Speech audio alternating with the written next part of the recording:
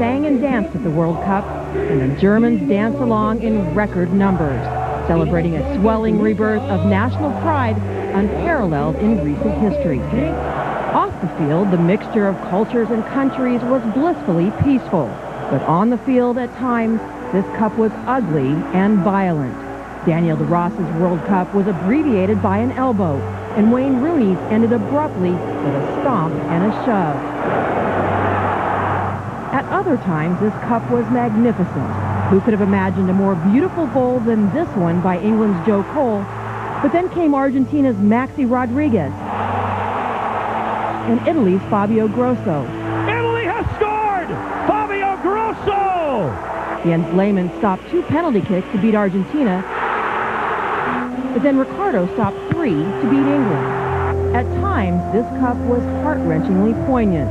Mexico's Osvaldo Sanchez buried his father one day in Guadalajara, but made it to Nuremberg in time to play in Mexico's tournament opener against Iran. His father's death forging an unimaginable bond between 2 players from countries as diverse as the World Cup.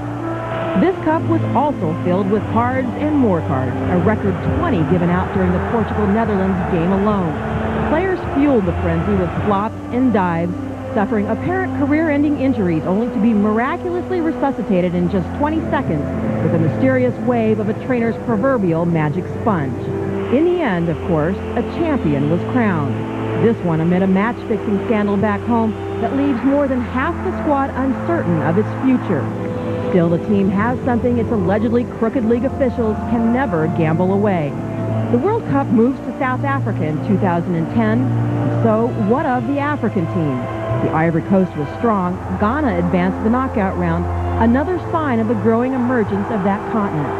What stars will emerge in the shadow of 33-year-old Luis Figo and 34-year-old Zinedine Zidane, both of whom stopped the hands of time and the feet of the young? What future lies ahead for England and Rooney, for Germany and Lucas Podolski? And what about the Americans, who for the first time in history played before record numbers of American fans in a foreign World Cup?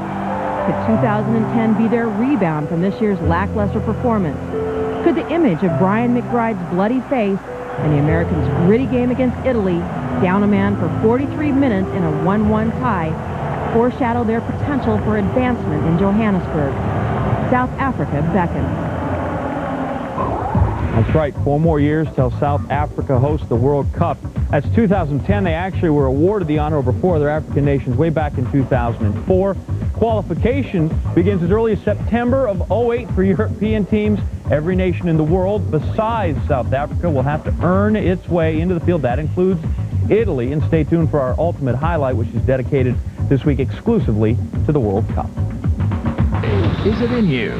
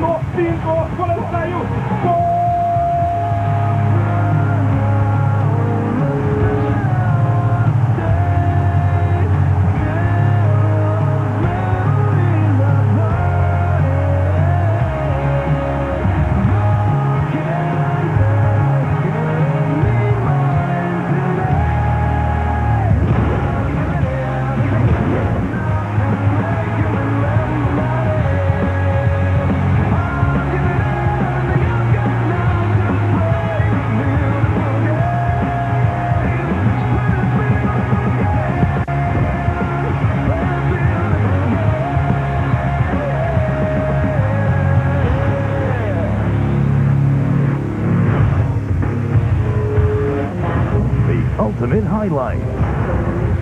Brought to you by Gatorade Thirst Quencher. Gatorade, is it in you?